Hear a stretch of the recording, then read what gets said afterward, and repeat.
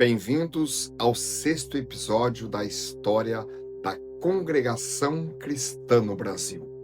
A semente que foi plantada no deserto de Chicago atravessa o oceano e encontra solo fértil no Brasil. Acomode-se. O que você vai ver hoje mudou a história da fé no nosso país. São Paulo, março de 1910. Luigi Franciscon desceu do navio em Santos no dia 12 de março. Ele e Giacomo Lombardi, dois italianos que viviam em Chicago, vieram sem conhecer o país e, o pior, vieram sem recursos materiais. Na Estação da Luz, o coração ferroviário de São Paulo, Franciscon consultou o mapa. O Espírito Santo havia falado 2 vezes: "Eu te envio para lá." E ele sabia 3 coisas: um nome, Vincenzo Piovani; uma cidade, Santo Antônio da Platina; um estado, Paraná. Mas antes de chegar lá, havia um detalhe que o roteiro da história quase nunca conta. E para que possamos entrar de cabeça nesta história incrível, precisamos voltar ao ano anterior, 1909, setembro. Franciscon e Lombardi estiveram perto do Brasil, mas daquela vez tinha sido na Argentina. Buenos Aires, São Caetano, Três Arroios. Pregaram o evangelho entre os imigrantes italianos. Em dezembro de 1909, foram presos por pregar a palavra de Deus. Ficaram cerca de 3 meses encarcerados em Necochea, e quando saíram, foram impedidos de voltar àquela região. Humanamente falando, se não houvesse aquela prisão na Argentina, provavelmente não haveria Brasil. Foi a deportação da Argentina que trouxe Franciscon ao Brasil. O que parecia um fracasso era o caminho. E agora ele estava ali, na Estação da Luz, com um bilhete de trem na mão. Destino: Salto Grande, uma estação da Estrada de Ferro Sorocabana. A Estrada de Ferro Sorocabana cortava o interior de São Paulo em direção ao sul do Brasil. Estação por estação, cidade por cidade, o trem ia deixando para trás a civilização e entrando no Brasil profundo. Franciscon estava doente, fortes dores lombares, privado de alimentação, viajando sem saber exatamente onde estava indo, além de um nome, uma cidade e um estado. Ele deixou registrado assim: "Durante a viagem de trem, sofri fortes dores lombares. Fiquei privado de alimentação."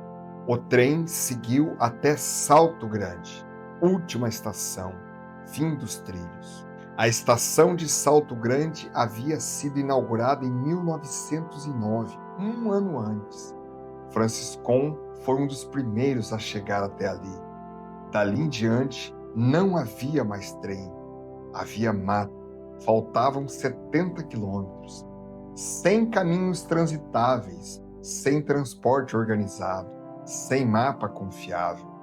Mata virgem no norte do Paraná. Densa, fechada, infestada de onças. Franciscon arranjou um cavalo e um guia indígena, o único que conhecia aquele caminho. 2 homens, o passo firme do ítalo-americano e o caminhar ancestral da terra se juntam nesta empreitada. 2 cavalos, 70 quilômetros de mato. Um deles com dores físicas que o acompanhavam desde a Argentina, sem recursos, sem dominar a língua do país, carregando apenas a certeza de uma voz que havia falado 2 vezes. Pela graça de Deus, foram essas as palavras do próprio Franciscon: "Pela graça de Deus, fiz este resto de viagem com um guia indígena." Chegando a Santo Antônio da Platina em 20 de abril de 1910. Em 20 de abril de 1910, Santo Antônio ainda não era uma cidade. Era um distrito de paz pertencente ao município de Jacarezinho. A economia se resumia à agricultura e à criação de suínos. Nada que humanamente justificasse aquela viagem. Depois de mais de um mês de viagem, da prisão na Argentina, da fome no trem, dos 70 quilômetros de mata, Franciscon chegou. Andava sem direção definida pela rua principal do povoado, sem saber exatamente onde estava a casa de Vincenzo Piovani. E então, ao passar em frente a uma casa, uma mulher o chamou da janela. Era Laura, a esposa de Vincenzo Piovani, uma brasileira. Ela reconheceu Franciscon, ou sentiu algo e o chamou. Franciscon entrou. E lá estava então Franciscon diante do único homem cujo nome conhecia naquele país, Vincenzo Piovani. Pensa no que esse momento significava. Meses de viagem, prisão, fome, mata fechada, onças, dores físicas, filhos longe, esposa longe. E tudo isso para chegar à porta de um homem que havia ouvido alguma coisa da palavra de Deus ainda em São Paulo e definitivamente sem ainda ter sido completamente convencido. Mas quando Franciscon chegou à sua porta, o Senhor falou no coração de Piovani. E Franciscon deixou escrito que ao entrar naquela casa, ouviu o Espírito Santo falar 2 vezes. Eu te enviei para lá. Não era eu te envio, era eu te enviei. Tempo passado. A missão já estava cumprida antes dele saber que estava cumprida. Poucos dias depois, o casal Piovani abriu a casa para reuniões, e o Senhor logo acrescentava outros. Entre eles, Felício Antônio Mascaro e sua família. Assim, os cultos começaram na casa de Vincenzo Piovani, sem templo, sem nome, sem estrutura, exatamente como havia começado em Chicago, reunidos em nome do Senhor Jesus. Embora o paranaense seja um povo hospitaleiro, mas para aquele assunto, naquele tempo, naquele povoado, a hospitalidade estava muito distante de acontecer. A notícia de que um estrangeiro pregava uma doutrina diferente se espalhou rapidamente. E a reação não foi de curiosidade, foi de estranhamento, hostilidade. O jornal presbiteriano O Estandarte publicou em 30 de junho de 1910 uma nota sobre o que chamou de desacato a culto protestante em 12 do mesmo mês. Um grupo havia tentado à força impedir a celebração do culto que se realizava numa casa particular. O comissário de polícia local compareceu para tomar providências e foi desacatado pelo grupo. O chefe de polícia ordenou rigorosa investigação do fato, que constituía um delito contra a liberdade de culto. Depois daquela viagem exaustiva, Franciscon estava no meio de tudo isso, com poucos recursos, rodeado de hostilidade, e escreveu para Rosina em Chicago: minha vida está sempre em perigo, mas fique tranquila, o tempo é curto, as coisas que foram profetizadas a meu respeito no início estão se cumprindo. Minha vida está sempre em perigo. O homem que havia esperado quase uma década para se batizar, que havia sido preso na Argentina por pregar a palavra de Deus, que havia viajado por 70 quilômetros de mata, estava pronto para se entregar aos inimigos, a fim de poupar a vida dos poucos crentes que o Senhor havia chamado. Mas não parou, os cultos continuaram, e o Senhor continuava acrescentando pessoas, até que chegou o dia em que precisavam de um rio. O rio Boi Pintado, um córrego que cortava o distrito de Santo Antônio da Platina. Hoje se chama Ribeirão do Boi Pintado. Em junho de 1910, era apenas um rio de mata no norte do Paraná. E foi ali que aconteceu. As fontes históricas divergem sobre a data exata. Alguns registros apontam 20 de abril. Outros, baseados no testemunho de João Alves Barreto, genro de Felício Mascaro, indicam 5 de junho. Seja qual for a data, o fato permanece. Aconteceu. 11 pessoas desceram àquela água. O primeiro a entrar foi Felício Antônio Mascaro. A segunda pessoa foi sua filha, Maria Mascaro, Mariazinha, 7 anos de idade. Segundo o relato do historiador Emildo Coutinho, baseado nos registros do período, Mariazinha foi a primeira a falar em novas línguas entre os batizados naquele dia. Uma menina de 7 anos de idade. A primeira voz a soar em línguas estranhas em solo brasileiro na história desta obra que tanto comove este que vos fala.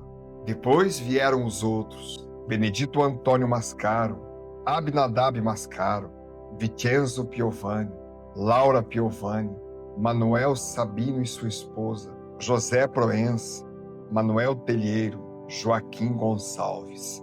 11 pessoas.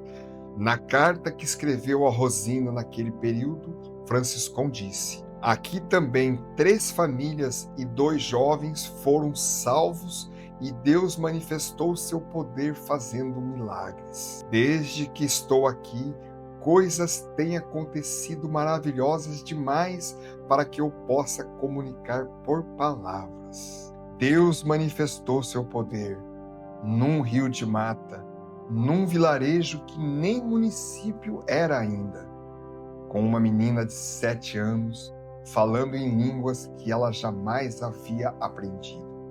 Mariazinha viveu até 1988, 78 anos depois daquele dia no rio Boi Pintado. Descansou com a esperança da vida eterna. O que nasceu naquele rio em junho de 1910? Não era ainda uma denominação, não tinha nome, não tinha sede, não tinha estatuto. Eram 11 pessoas batizadas num córrego de mata no norte do Paraná. Mas pensa no que aquilo representava. Luigi Franciscon havia saído de Cavasso Novo, Itália, em 1890. 20 anos antes, havia aprendido inglês lendo a Bíblia numa missão de Chicago. Havia ouvido uma voz num quarto em Cincinnati em 1894. Havia esperado quase uma década. Havia batizado 18 pessoas no Lake Michigan em 1903. Havia recebido o Espírito Santo numa missão na North Avenue em 1907. Havia sido preso na Argentina em 1909. Havia viajado por 70 quilômetros de mata e a cavalo.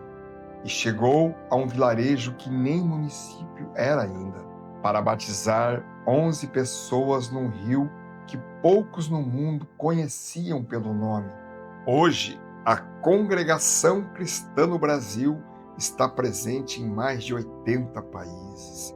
Segundo o relatório anual oficial de 2021, o dado mais recente disponível publicamente, mais de 2,2 milhões de membros, mais de 20 mil casas de oração no Brasil, fora as centenas de milhares de localidades em que se realizam reuniões de evangelizações e que sequer são catalogadas pela própria CCB. E a estimativa independente mais recente aponta mais de 3,5 milhões de adeptos. Tudo começou com 11, num rio, numa cidade que nem cidade era, com uma menina de 7 anos falando em línguas estranhas. Franciscon permaneceu em Santo Antônio da Platina até 20 de junho de 1910. Antes de partir, deixou Felício Antônio Mascaro encarregado da obra. Em 1938, quase 3 décadas depois, Felício Antônio Mascaro seria apresentado formalmente como diácono da obra. o primeiro a entrar nas águas do rio Boi Pintado, o primeiro a ser reconhecido formalmente como servidor da obra de Deus no Brasil. De Santo Antônio da Platina, Franciscon seguiu para São Paulo. Ali, mais 20 pessoas foram batizadas, de origem presbiteriana, metodista, batista e católica romana. Eu fui criado a 30 quilômetros desse tal rio Boi Pintado. Nem morando tão perto, eu ouvi falar desse tal rio. Imagina o resto do mundo. Mas Deus já havia decidido escrever ali uma parte da história do Evangelho no Brasil.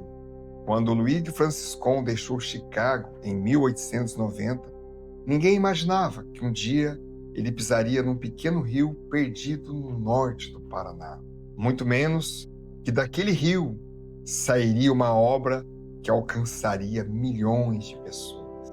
No próximo episódio, voltamos a Chicago, porque enquanto Franciscon plantava no Brasil, algo estava prestes a mudar definitivamente na doutrina da obra de Deus nos Estados Unidos. E essa mudança chegaria no Brasil décadas depois, gerando a maior crise da história da congregação cristã. Toque no sininho para ser notificado quando o episódio for ao ar. E se você gostou dessa história, considere se inscrever no canal e compartilhar este conteúdo com aquele seu conhecido que precisa conhecer essa história. Deus abençoe enormemente a sua vida e de sua família. Amém, amém, amém. Em 1961, os anciães brasileiros tomaram uma decisão histórica sobre o batismo, sobre quem pertence à Irmandade. Uma decisão que ressoa até hoje em cada casa de oração do Brasil. Luigi Franciscon tinha 95 anos. Estava cego, muito doente, e ainda assim escreveu uma carta para ser lida na Assembleia Geral. No próximo episódio, vamos abrir essa carta. Te aguardo.